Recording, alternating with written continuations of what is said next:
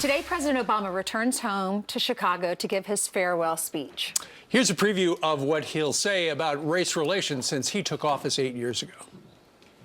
I am absolutely convinced that race relations on the whole are actually better now than they were 20 years ago. Yes.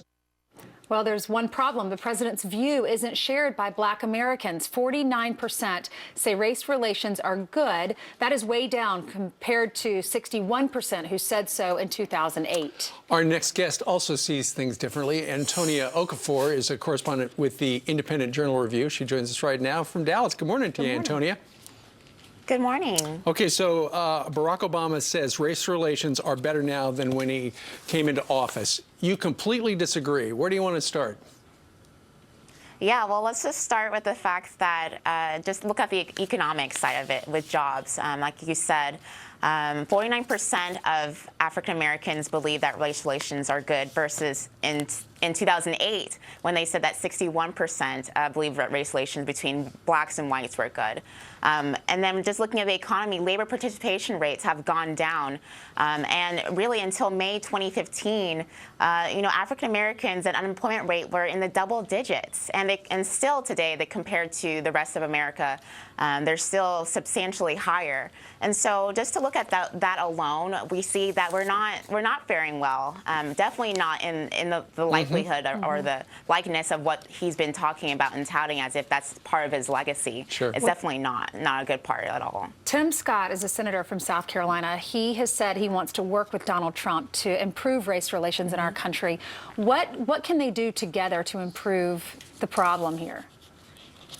Yeah, shortly after Trump was elected, Tim Scott bravely talked to people in the news to tell them that he was willing to go on a listening tour, go to Ohio, go to these inner city, frankly, Democratic controlled cities where African Americans are hurting and they want change. And I think part of that is that they just want someone to listen to them and to tell them that, they're going to be heard and they're going to have their problems addressed. Really, they're just like any other Americans. They want to put food on the table. They want a better future for their kids and their family, just like any other white or Latina person. And that's why I think the Trump presidency is going to do very well, is because he's not going to be divisive in the fact that he wants all of America to do better. And that includes Black, that includes African American, that includes white and Asian, Latino, what have you. So that's the important thing here. And Donald Trump's talking about lower taxes, which helps everybody, including the Black community, school choice, which would help the Black community. Choice. The other thing, Antonia, though, is for the last 8 years,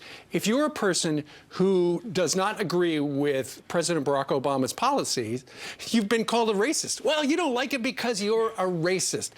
Going forward, that's not going to happen. But you personally have gotten, I understand you've lost some friends over your positions. Explain that to us. Oh, yeah. Well, as a Black conservative, as really anybody who's not a radical liberal leftist, to be honest, someone who goes against the grain and says that, these policies that Barack Obama has touted and has, championed are really policies that are not good for African Americans and not good for really the country.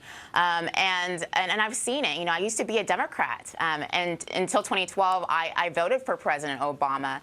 And I realized shortly after that I was going to an economy, I was about to graduate college, and going to an economy that was really abysmal despite what the media was telling me, despite what Obama was telling me. And I think a lot of African Americans are starting to see that, but unfortunately a lot of people on the left continue to put this narrative out there that if you disagree with President Obama, then yes, you're a detriment to your own race. You don't care about your own people. You're sexist, you're a feminist, you're a misogynist, and that's disappointing and that's sad because it's really holding people back from what the truth is. And the truth is that we have to look up policies. Donald Trump. That's why he won.